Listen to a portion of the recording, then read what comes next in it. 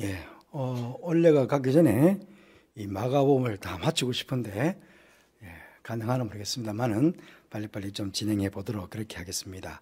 그래서 오늘은 조금 길게 29절까지 말씀을 보았습니다.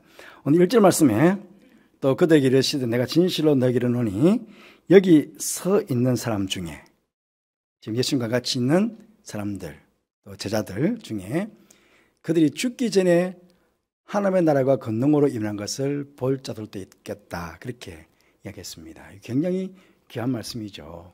그러니까 그 전에 이제 8장에 예수님께서 당신의 죽으심에 대해서도 또 죽었다가 부활하실 것에 대해서도 제자들에게 1차적으로 이야기를 해 주었습니다. 하지만 사실은 제자들은 완전히 깨닫지를 못했는데 어쨌든 제자들은 경험하게 됩니다. 이 일 이후부터 이제 얼마 지나 가지고 예수님의 죽으심과 부활과 승천까지를 다 경험하게 됩니다.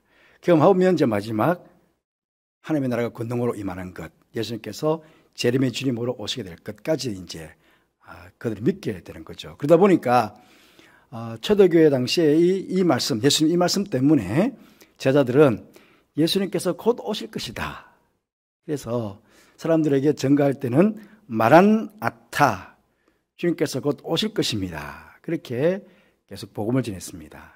그런데 이제 시간이 금방 분명히 죽기 전에 다 본다고 그랬으니까 곧 오실 텐데도 불구하고 안 오시니까 그래서 이제 조금씩 이 주님의 말씀을 대시가 볼 때에는 이제 천국 복음이 다 전파되기 전에 오늘 말씀도 있었고 해서 아직 천국 복음이 다 전파되지 못했기 때문에 주님께서 오시기는 아직 멀었구나 라는 사실도 조금씩 깨닫게 되고 그래서 이제는 마란아타 주님께서 곧 오실 것입니다 라고 했던 이제 그런 고백을 마란아타 주 예수여 어서 오시옵소서 그렇게 이제 그들이 바꿔서 마지막 요한계시록 같은 경우에도 마지막에는 주 예수여 어서 오시옵소서 마라나타 그렇게 이제 고백하게 된 거죠. 하지만 이 말씀 때문에 초대교회 때 엄청난 박해가 있잖아요. 엄청난 박해가 있었는데 그런데 주님께서 하나님 나라가 권능으로 임할 것이다 라는 것을 믿고 있었기 때문에 어찌 보면 박해를 당하는 입장에서는 이게 위로가 되고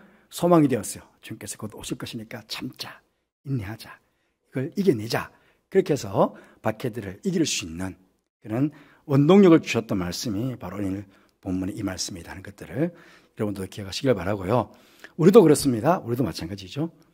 주님 언제 오실지 모르지만 분명히 이제 오실 겁니다. 그러니까 오실 때는 우리가 예수님의 이름 때문에 당하는 고난들, 또 예수님 이름 때문에 우리가 지난주로 봤지만은 예수님 이름으로 인해서 우리에게 가지게 되는 예수 흔적들, 그런 것들로 인해서 주님 오시는 날 우리는 멸관도 받게 될 것이고 또 하나님 나라로 올라가게 될 것이고 또 칭찬도 받게 될 것이니까 이게 우리의 소망이고 이게 우리가 용기를 내어서 이 땅을 살아갈 수 있는 원동력이 될 수 있다 하는 것들을 이 말씀을 기억했으면 좋겠습니다. 자, 그리고 이제 엿새 후에 그 북쪽에 가이사랴 빌립보 지역 여기가 지금 헬몬산 먼저 보겠습니다. 이쪽이 가이사랴 빌립보 지역이라고 그랬습니다. 만신전 아우구스투스 신전으로부터 해가지고 판신전, 염소 신전 10개 이상의 많은 신전들이 있었던 그 빌립보에서 그러면 너희들은 나를 누구를 하느냐? 그래서 이제 시몬 베드로가 주는 그리스도시요 살아계신 하나님 아들이십니다 라는 고백을 듣게 되었죠. 그 많은 신전 앞에서 그래서 당신이 유일한 신입니다. 당신이 유일한 우리의 주인이십니다 라고 고백을 듣게 된 거예요. 거기서 이제 처음으로 예수님께서 순환과 부활에 대한 이야기를 하게 됩니다. 하고 이제 6일이 지나서 엿새가 지나서 왔다고 그러는데 예수께서 베드로와 야고보와 요한을 데리시고 따로 높은 산에 올라가셨다. 그래서 이제 변형됐다. 이게 이제 마태, 마가, 누가복음 세 복음서에 같이 나옵니다. 변화산에서 변화하신 예수님. 그러면 이 높은 산이 어디였을까? 그렇게 이제 학자들이 생각을 하는데 많은 분들은 여러분 다 빨간색이지만 지도를 좀 보십시오. 여기가 갈멜산입니다. 그리고 갈멜산과 다볼산, 모래산, 길보아산 이렇게 쓰였는데요. 쫄로미를 보면 여기에 다보아산, 모레산, 길보아산 그렇습니다. 이쪽에서 갈멜산에서 보면 그 전체가 한눈에 들어옵니다. 한눈에 들어오는데 여기가 큰 이스라엘 평야입니다. 엄청난 평야입니다. 여기서 나오는 곡식으로 이스라엘 백성, 지금 이스라엘 사람들이 전체가 먹고도 남는 양식이 여기서 나옵니다. 아주 큰 평야가 여기 있는데, 그러니까 갈멜산, 이쪽 갈멜산에서 보면 그 전체가 산맥처럼, 이렇게 산맥처럼 다 보입니다. 보이는데, 이 다볼산, 그래서 여러분들, 변화산 그러면 그냥 다볼산 다 보인다. 그런 뜻에서 아니겠지만, 다볼산을 하면요, 이게 575m거든요. 여기가 이제 다볼산인데요. 그러면 이 다볼산은 이스라엘 평야지도도 다 보이고, 그 다음에 동쪽으로 보면 갈릴리 지방도 다 보입니다. 그래서 그 전체를 한눈에 볼 수 있는 산이기도 합니다. 그래서 많은 성경학자들은 이 다볼산에서 예수님께서 변화하지 않았을까, 그렇게 이제 추측을 합니다. 정확하진 않지만 어떤 사람들은 요 위에 있는 헬몬산, 왜냐하면 바로 가이사랴 빌립보에서 처음으로 순환에 대한 말씀하셨으니까 높은 산에 갔다고 그랬으니까 바로 그 옆에 있는 헬몬산으로 갔었을 것이다, 그렇게 보는데, 그런데 헬몬산은 높기도 하지만 헬몬산은 밤에 너무 춥습니다. 산 꼭대기에 만년설이 있기도 하고, 그래서 높은 산 올라갔다 그러지만 추위를 견딜 수가 없을 만큼 추울 수 있으니까 밤에 아마 예수님께서 거기에 올라가지 않았을 것이다. 그래서 아마 밑에 지역으로 내려왔을 것이다. 엿새 후니까 걸어서 충분히 엿새 만에 내려올 수 있는 길들이기 때문에, 누가복음 같은 경우에는 8일입니다. 8일이니까 얼마든지 내려올 수 있을 것이다 해서, 그래서 아마 다볼산일 확률이 많다, 다들 성경학자다 그렇게 보고 있습니다. 저번에 선교소에 갔을 때 이 다볼산에 올라갈 수 있는 기회가 있었는데 워낙에 사람들이 많아가지고요. 예. 워낙에 올라가야 될 사람들이 너무 많아가지고 저희 차가 도착하니까 뭐 몇 시간을 기다려야 된다고 그러더라고요. 그래서 그 긴 시간을 거기 기다렸다가 그 다볼산만 보고는 그냥 하루가 종칠 수 있을 것 같아가지고, 그래서 포기하고 지금 다른 곳으로 갔었는데요. 어쨌든 정상은 가보지를 못했지만은 아마 가보면 그 전체가 한눈에 다 들어오는 그런 산이 아닐까, 그렇게 추측해 봅니다. 어쨌든 왜 올라갔을까? 왜 높은 산에 왜 올라갔을까? 마가복음 나와 있지 않지만은 누가복음 이렇게 되어 있습니다. 이 말씀을 하신 후에 8일쯤 뒤어서 예수께서 베드로와 요한과 야고보를 데리시고 기도하시러 산에 올라가사, 기도하실 때에 용모가 변화되었다.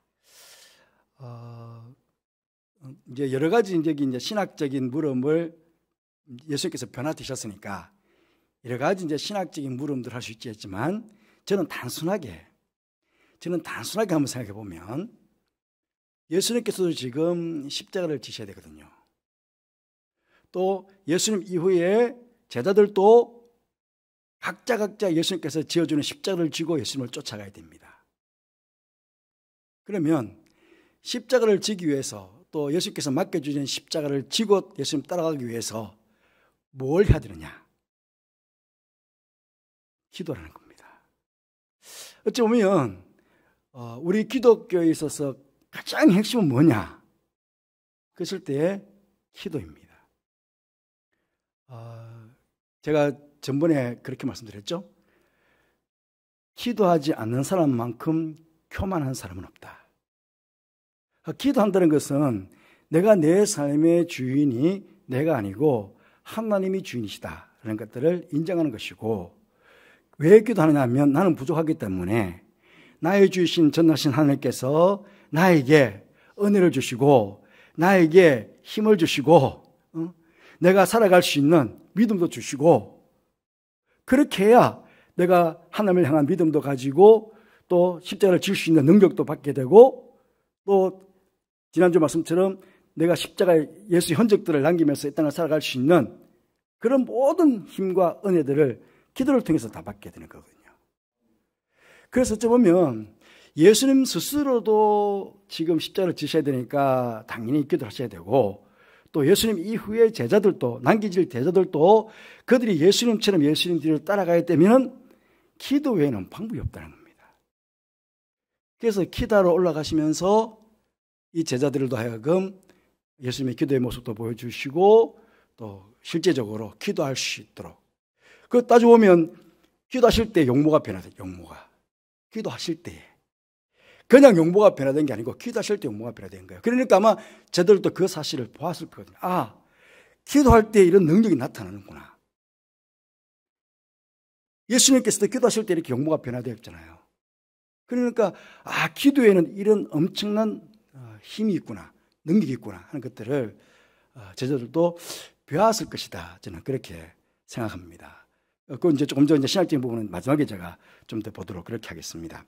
그러니까 우리도 어찌 보면 예수님의 뒤를 따라가야 된다. 예수님의 뒤를 따라가는 내가 제자로의 삶을 살겠다고 그렇게 생각한다면 우리는 늘 기도하는 삶을 살아야 된다.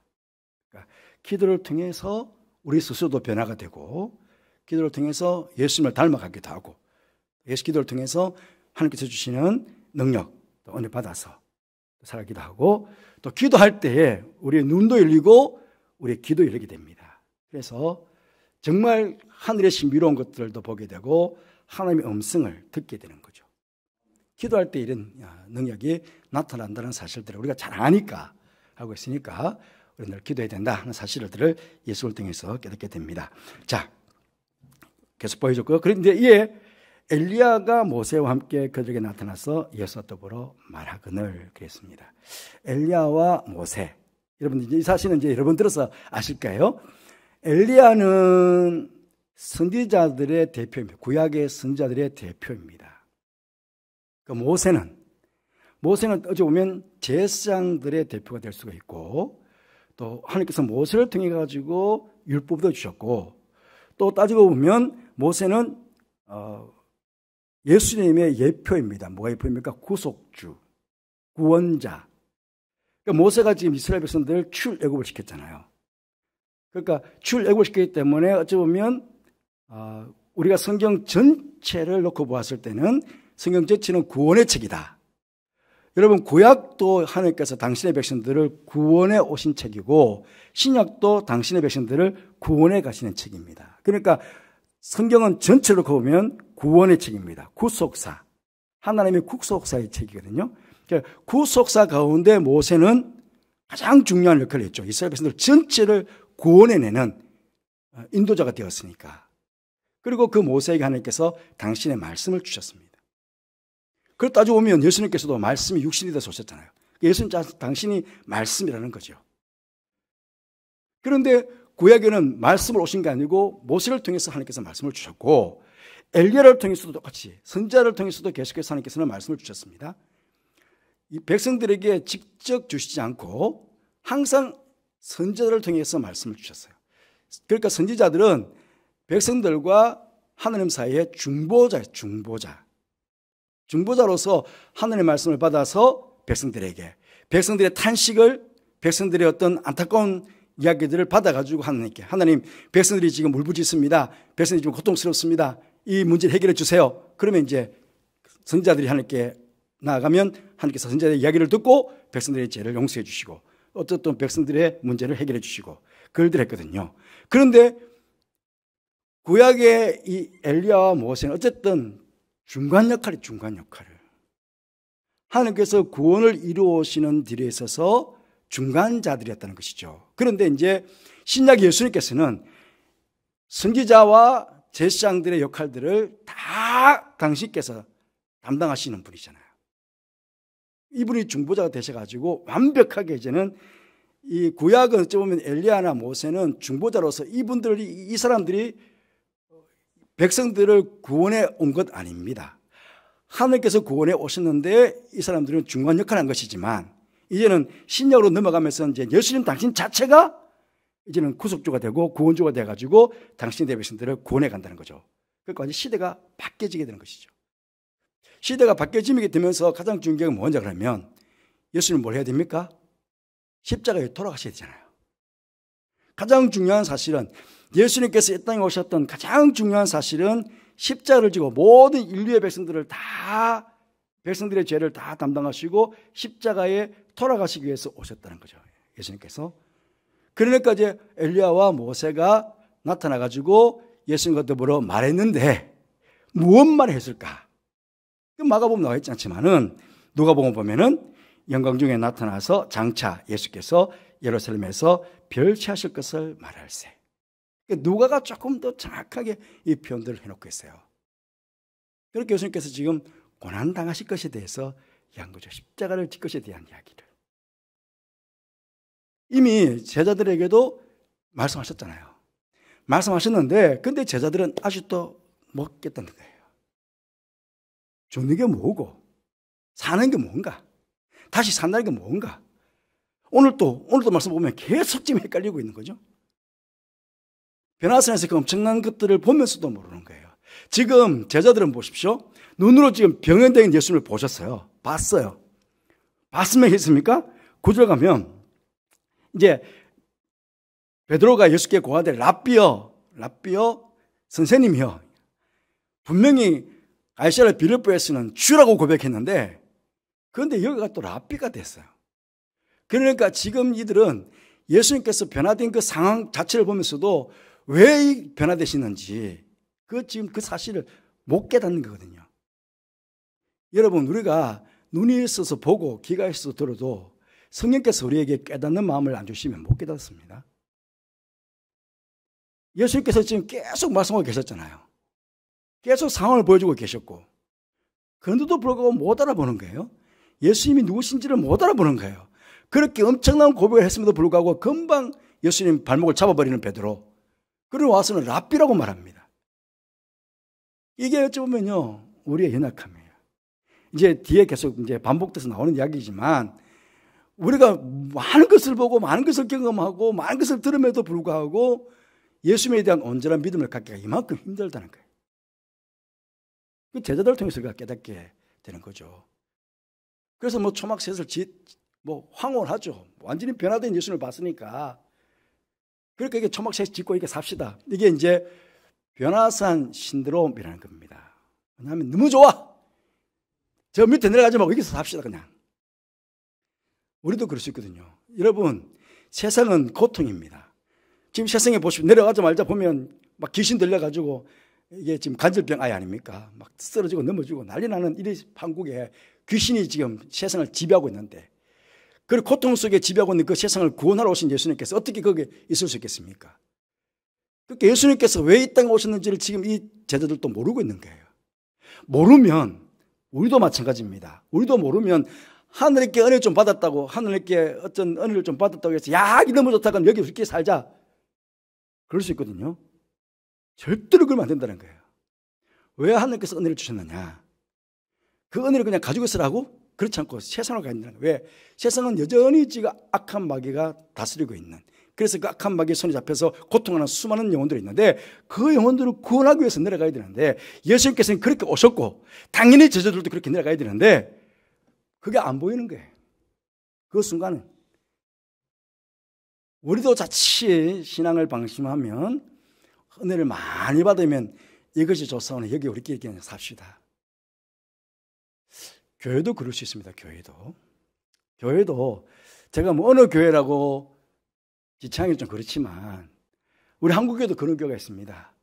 전도 뭘 합니까? 우리끼리 좋은데요. 그냥 우리끼리만 그렇게 이렇게 교회를 아담하게 잘 예쁘게 잘 지어서 그냥 은퇴하고 와서 그냥 우리끼리 은퇴한 사람 오는 사람들은 이렇게 우리끼리 모여서 그냥 예배 드리십시다. 뭘 외부에서 자꾸 이렇게 사람 부르지 말고 그냥 우리끼리 하십시다. 그런 교회가 어디에 가면 있습니다. 이건 절대로 주님께서 원하시는 거 아니에요. 이게 변화산 신드롬입니다. 우리끼리 좋잖아. 우리끼리 여기 있자. 그러면 이거는 교회로서의 역할이 아닙니다. 이건 제자로서의 삶이 아닙니다. 우리는 세상을 바라봐야 되고 세상에서 마귀 손에 잡혀서 고통하는 영혼들을 불쌍히 여기고 우리는 그들에게 찾아가야 될 그런 사명이 있다는 것들을 우리는 기억을 해야 합니다. 그런데 마침 구름이 와서 그들을 덮으며 구름 속에서 소리나되 이는 내 사랑하는 아들이니 그의 말을 들으라. 그의 말을 들으라. 이제 음성도 들었습니다. 눈으로 봤습니다. 하느님께서 이제 확증해 주는 거거든요. 누군지 봐라. 완전히 변화된 예수님, 영광스럽게 변화된 예수님이니까 아마 예수님께서 고난당하신 이후에 부활하신 모습이 그런 영광스러운 모습일 거란 거죠. 그러니까 예수님께서 고난당하시고 고난당할 때는 처절하게 고난당하시니까 몰골이 많이 아니죠. 사실은 얼굴에 침도 뱉음을 당하시고 가시관도 쓰시고 채찍도 맞으시고 양손 양발에 못도 박히시고 막 몸이 만신창이 되셨거든요. 그런데 그런 고난당하시는 예수님을 보고 동시에 완전히 부활하신 예수님을 제자들은 봤습니다. 그러니까 변화산에서 보시는 그 예수님, 광채가 나는 예수님의 모습은 아마 부활하신 예수님일 거라는 거죠. 그러니까 그들은 이미 고난 이후에 부활하신 예수님의 형상을 눈으로 본 거예요. 경험한 거예요, 제자들은. 그리고 하나님의 음성을 듣잖아요. 내 사랑하는 아들이다. 내 사랑하는 아들이다. 아, 우리는 내가 주는 그리스도시요 살아계신 하나님의 아들이신다 고백했던 그 베드로 지금 거기 있잖아요. 그러니까 내가 고백했던 그분이 바로 이분 맞구나. 그럼 확정해야 되잖아요. 어쩌면 하나님께서 확정을 주는 거거든요, 지금. 직접 눈으로 보게 하고 귀로 듣게 했으니까. 그런데 이제 아직도 연약했죠, 제자들은. 우리가 뒤로 보면 알겠지만 그 하나님께서는 계속 확증해 주시는 거예요, 우리에게 믿음을 더욱 새롭게 하시기 위해서 계속 뭔가를 하시는 분이세요. 하나님은 지금도 이러고 계세요. 하나님께서는 지금도 계속 뭔가를 우리에게 보여주시고 우리가 듣게 해주세요. 그런데 우리가 기도하지 않으면 볼 수도 없고 들을 수도 없어, 사실은. 그러니까 현대에 오면요 부익부 빈익빈이 된대요. 가진 사람은 더 많이 가지고 없는 사람은 그 있는 것도 빼앗긴다. 이게 종말론적인 신앙입니다. 부익부 빈익빈. 그런데 신앙도 마찬가지예요. 신앙도 더 열심히 신앙생활하는 사람들은 더 영적인 신비로운 세계로, 더 은혜로운 세계로 다가가고, 그렇지 않은 사람들은 더 가난해지는 거예요, 영적인 삶이. 그런데 지금 이 새 제자들은 엄청난 영적인 은혜를 받은 거예요, 사실은. 그렇게 엄청난 은혜를 받았음에도 불구하고 이게 깨닫지 못하니까 아마 예수님도 엄청 답답하셨을 거예요. 자, 이 변화스러운 영적인 의미는 뭐냐? 그러니까 예수님께서도 당신도 내가 메시아라고 그랬잖아요. 응? 내가 안식일의 주인이다. 그러기도 하셨고, 난 이 세상을 구원하러 온 내가 메시아다고 당신도 말씀하셨기 때문에 말씀하신 그 예수님에 대해서 또 나는 죽었다가 살아나게 될 거다 라는 것에 대해서 어쩌면 하나님께서 확정해 주는, 인준해 주는 사건이었어요. 제자들을 볼 수 있도록. 그러니까 보면 제자들에게는 큰 영광이죠. 그 엄청난 역사들을 그들은 보고 들었으니까. 그리고 조금 전에 말씀드렸지만 구속의 시대가 이제 구약에서 엘리야나 모세나 그런 선지자를 통해서 그들 중간 역할을 통해 가지고 주님의 구속 사역이 왔다면 이제는 신약을 통해서 예수님께서 완전히 구속사를 바꿔나가는 그런 것들을 보여주는 사건이었다. 그리고 예수님의 고난은 부활 성천을 통해 하나님으로서의 영광과 권위를 회복하게 될 것임을 보여주는 사건. 그러니까 이미 예수님의 고난, 죽음 이후에 부활하신 예수님, 그리고 그 영광스러운 몸으로 성취하실 그 예수님을 이미 제자들은 확정적으로 눈으로 볼 수 있는 변화선에서 벌써 그것을 하나님께서 허락해 주셨다는 것입니다. 그러니까 얼마나 큰 영광입니까? 그럼에도 불구하고 제자들은 제자들대로, 밑에는 9제자들은 9제자들대로 쩔쩔 매고 있는 겁니다. 그래서 그들이 이제 산에 내려올 때 예수께서 경고하십니다. 인자가 죽은 자 가운데서 살아날 때까지는 본 것을 아무에게도 이르지 말라. 그렇게 말씀하십니다. 이유는 여러분, 우리 기독교는요, 십자가가 없는 영광은 영광이 아닙니다. 우리는 틀림없이 고난을 거쳐서 부활로 가야 됩니다. 부활만 있는 종교가 아닙니다. 고난이 없으면 부활이 없습니다. 그러니까 고난이 있어야 되는데 지금 제자들은 고난을 보지 못했잖아요. 근데 지금 부활의 영광은 봤어, 금방. 그러니까 자칫 잘못하면 이게 오해가 될 수 있어요. 이걸 가지고 막 자랑하면, 아, 그렇지. 기도하면 우리는 부활한 걸 보게 되겠다. 우리 기도하자. 부활한 걸 보자. 이렇게 엉터리로 기도를 오해할 수 있다는 거예요. 자칫 잘못하면. 뭐가 문제돼야 됩니까? 고난이 문제돼야 됩니다. 십자가를 통한 영광인 거죠. 그리고 우리 기독교는 정확하게 십자가를 통한 영광이 이게 순서가 딱 돼야 되는데, 만약에 십자가를 탁 빼버리면 우리는 기독교가 있을 이유가 없습니다. 그런데 인자가 죽은 것 가운데서 살할 때까지는 말하고 나면은 백성들도 500년 때나 700년 때처럼 예수님을 당장 정치적인 왕으로, 정치적인 메시아로 오해하고 세우러 가려고 그러거든요. 때문에 이건 아니다. 예수님은 철저하게 고난을 주러 왔다 하는 사실을 제자에게 다시 한번 강조하는 것입니다. 자, 그런데 왔는데 와서 보니까 큰 무리가 그들을 둘러싸고 서기관들이 그들과 더불어 막 변론하고 있는 거예요. 9 제자들 밑에서. 그 변론이 뭐겠습니까? 결국은 야, 너 예수님은 잘 고치는데 왜 너희들은 못 고치냐? 그거거든요. 예수님은 뭐 오는 병자들 다 고치는데 왜 너희들은 예수님의 제자로 오면서 못 고치느냐? 하는 그런 이야기였습니다. 그런데 이제 아버지가 와서 그러죠. 귀신이 어디서든지 그를 잡으면 꾸러져 거품을 흘리며 이를 갈며 그리고 파래지는지라. 예, 한줄평 같죠? 내가 선생님의 제자들에게 내쫓아달라. 선생님이라, 선생님. 그 아버지가 와가 선생님 제자들에게 내쫓아달라 했는데 그들이 능히 하지 못하되이다. 능히 하지 못하되이다. 예. 제자들은 지금 아무것도 못하고 있는 거죠. 근데 여러분 사실은요, 제자들이 예수님께서 12명 제자들을 먼저 파송했잖아요. 파송. 그때 권능을 주었어요. 가서 너희들이 복음을 전하면 귀신이 도망가고 귀신이 물러간다고 그랬어요. 그것도 병자들이 낫는다고 그랬어요. 직접 그들이 12명의 제자들이 돌아가서 전도가 와가지고는 보고한 적도 있어요. 그러니까 자기들도 한번 경험한 거예요. 제자들이 경험하지 않은 게 아니에요. 경험했어요. 그런데 왜 안 돼? 그러니까 이게 이제 문제죠. 한 번은 분명히 경험했는데 왜 안 될까? 우리 믿음이 계속 자라야 되는데 결국은 제자들의 믿음이 계속 자라지 못한 거예요. 의심하는 거야. 해봤음에도 불구하고 또 의심하는 거예요. 야, 내가 되겠나? 이렇게 해서 되겠나? 예수님이 뭐 할 때는 된 것 같았는데 예수님도 안 계시지 뭐. 그러니까 자기들도 모르게 위축되는 거예요. 자기들도 모르게 믿음이 약해지는 거예요. 그러니까 못하는 거죠. 그래서 예수님께서 믿음이 없는 세대야 내가 얼마나 너희와 함께 있으면 얼마나 너에게 참으려. 믿음이 없었다는 거예요. 아무리 예수님이 제자라고 그래도 3년 동안 따르면 뭐예요? 믿음이 안 생기는데. 30년 교회 다니면 뭐해? 50년 교회 다니면 뭐해? 믿음이 없으면 어떡해? 아무것도 안 되잖아요. 목사님도 마찬가지고. 목사 30년 하면 뭐해요? 믿음이 없으면 아무것도 안 했는데. 우리 다 마찬가지예요. 우리가 신앙생활하면서 나는 교회 30년 다니는데 나 40년 다니는데 나 뭐 어릴 때부터 평생 다녔네.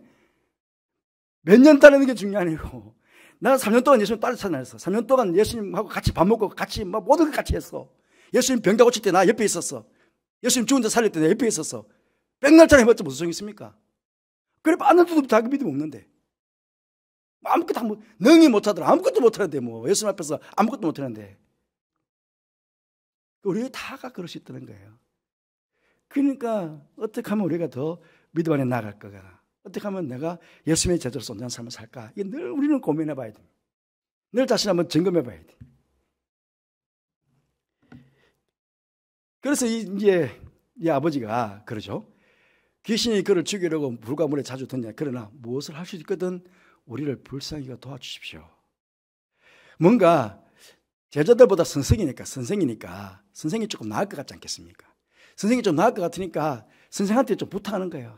그래도 제자들은 못하지만 그래도 제자보다 선생이니까 당신은 뭐 좀 나을 것 같으니까 무엇을 할 수 있거든. 근데 중요한 건 뭐냐면요. 하나가 더 있는데 그게 뭐냐면 불쌍히 여기사. 예. 이 아버지에게 아버지도 똑같이 믿음이 없잖아요. 아버지도 믿음이 없는데 뭐가 하나 더 있냐면요. 불쌍히 여겨달라는 게 있어요. 마찬가지입니다. 이게 우리가 지금 가져야 될 최고의 마음이 뭐냐면요. 주님, 제가 믿음이 없지만 저를 좀 불쌍히 여겨주세요. 예? 나 믿음이 좋아. 그래서 우리 집에 누가 있겠습니까? 근데 나 믿음이 없지만 지금 저를 좀 불쌍히 여겨주세요. 이 마음. 그 어쩌면 아버지에게 이 마음이 있는 거예요. 좀 불쌍히 여겨주십시오. 불쌍히 여기는 마음은 예수님의 마음이니까. 그 불쌍히 여기다는 이 마음. 이 마음을 우리가 이 땅을 살아가면서 꼭 가져야 될 마음이다. 내 믿음은 온전치 못하지만 주님 저를 좀 불쌍히 여겨주세요. 우리 성도를 좀 불쌍히 여겨주세요. 우리 자녀들을 좀 불쌍히 여겨주세요. 우리 아버지 어머니 좀 불쌍히 여겨주세요. 그 마음. 예. 많은 사람들이 이 마음 가지고 왔을 때 상했겠습니까? 그래서 예수께서 이르시되 할 수 있거든요. 무슨 말이냐? 믿는 자에게는 능치 못할 일이 없느니라 하시니 곧 그의 아버지가 소리지르 이르되 내가 믿나이다 라고 우리 성경에 나와 있는데 그때 앞에 원어에는요 혹기가 하나 빠져 있어요. 큐리어스 주여가 빠져 있어요. 우리 성경에는요. 그 원어는 있거든요. 처음에는 선생님이라고 했는데 그런데 뭔가 예수님의 그 권위 있는 말씀 속에서 이분이 정말 내 아이를 고쳐주겠구나 하는 어떤 믿음이 쑥 들어오는 거예요. 믿는 자에게는 능치 못할 일이 없다는 그 말씀을 들으면서 쑥 뭔가 이분이 뭔가 내 아이를 고쳐주겠구나 하는 마음이 쑥 들어오는 거예요. 그러니까 그 아버지가 막 소리를 지르면서 이게 이제 어떤 전환이죠. 그 전환 중에 하나가 어떤 전환을 했습니까? 오늘 좀 시간이 좀 길어지는데 죄송합니다. 야곱이 약봉강가에서 우리가 기도할 때 한번 생각해 보십시오. 처음에는요, 야곱이 믿음을 가지고 기도한 건 아닙니다. 어쨌든 자기는 살려고 약봉강 자식들하고 마누라들은 다 건너편을 다 보냈어요. 한 떼를 치고 두 떼를 치고 세 떼를 치고 네 떼를 치고 자기 도망가려고. 그 약봉강가에서 기도한 거 아닙니다.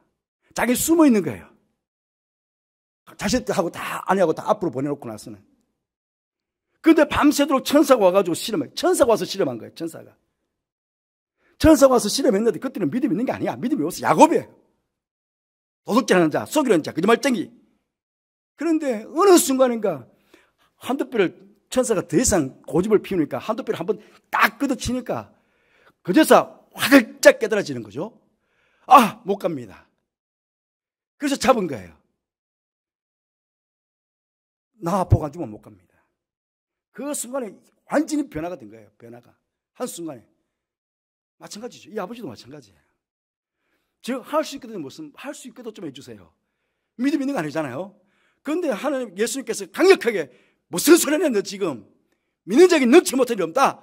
딱 그렇게 말씀 듣는 순간에 이 아버지가 확 그냥 바뀌는 거예요. 주여! 제가 믿습니다. 나의 믿음 없는 것을 도와주십시오. 딱 붙잡는 거예요. 여기서부터 변화가 있는 거죠. 우리도 어느 순간인가 그런 순간이 있습니다. 기도할 때도 그렇고 어떤 말씀을 들을 때도 그렇고 성도의 어떤 교제를 통해서도 그렇고 뭔가 어느 순간인가 한번 성령께서 한번 탁 만져줄 때가 있어요. 그 기회를 우리가 딱 잡아야 되는 거예요. 다 믿음 없잖아요. 진짜 믿음 없습니다. 그러나 주님, 저를 도와주십시오. 한번 정말 성령 좀 충만케 해주세요. 그냥 갈급하게 그냥 딱 잡는 거예요. 이 아버지가 잡는 거예요. 소리 지르다 얼마나 큰 소리 질렀겠어요. 아마 부르짖었을 거예요. 주님 딱 잡는 거예요. 이게 이 땅을 살아가는 우리들에게 필요한 모습입니다. 결국 아버지 때문에 아들이 낳았잖아요. 아들이 예수님 나 지금 간질병 생겨서 죽겠는데 나 좀 살려주세요 온 거 아니에요. 아버지 때문에 아들이 산 거예요. 아버지 때문에. 아버지 믿음 때문에 산 거예요. 그러니까 우리 중에 누구든지 마찬가지예요. 여기 오지 않은 여기 없는 우리 가족들, 여기 오시지 않은 우리 한우들도 있거든요. 우리 때문에, 우리 덕분에 수 있어요. 우리가 부모를 위해서, 우리 자녀들을 위해서, 우리 교회 한우들을 위해서 기도하는 우리 덕분에 누군가가 구원을 받고 살아나고 치유받는 역사가 일어날 수 있는 거죠. 우리도 믿음 없지만 주님 도와주세요. 좀 살려주세요. 그것 때문에. 왜냐하면 성령님은 안 해결시켰으니까. 앞에 보면 선생님이라고 했잖아요. 선생님. 이 아버지가 내 아들을 선생님께 데려왔는다 그랬는데 어느 순간인가 주로가 바뀌어지는 거예요. 그 순간에 그런 변화가 주님을 통해서 일어나게 되는 겁니다. 그 나중에 보면 제자들이 묻습니다. 우리는 안 됐습니까? 기도 외에는 다른 것이 없다. 마태복음 같은 경우는 이렇게 말합니다. 믿음이 적은 연고다. 야고보서 말씀 보니까요. 믿음의 기도는 병든 자를 구원한다. 예. 그러니까 어쩌면 기도와 믿음은 같이 가는 거예요. 믿음과 기도는 같이 가는 거예요. 기도와 믿음은 같이 가는 거예요. 이게 기도와 믿음과 기도는 이게 뗄래야 뗄 수가 없습니다. 기도하고 보면 믿음이 생기게 되고 믿는 자가 기도하게 되고 그래서 그건 함께 가는 거예요. 연약한 믿음을 위해서 기도하고 기도하다 보면 믿음이 생겨지고 믿음이 생기다 보면 믿음을 가지고 기도하다 보면 병든 자가 치유받고 이런 역사가 일어나게 된다. 오늘 이런 믿음을 우리에게 허락해 주시기를 기도하십시다. 그리고 우리가 믿음을 가지고 우리 한번 우리 가족들을 위해서 우리 교회 환우들을 위해서 아버지가 자식을 위해서 그렇게 주님 앞에 간구했던 것처럼 그렇게 환우들 위해서 기도하는 그런 시간이 되었으면 좋겠습니다. 예수님의 이름을 온전히 믿고 그 믿음으로 기도하는 성도가 되게 해주시기를 하십시다. 변화선에 머물지 않고 예수님처럼 언제나 고통당하는 사람들이 있는 세상을 향해 나아가는 성도가 되게 해주시기를 믿음으로 기도하오니 병중에 있는 사는 성도들을 불쌍히 주셔서 저들의 병을 고쳐주시기를 우리 함께 기도해 찬 이후에 우리 결단하면서 한번 기도하면 좋겠습니다.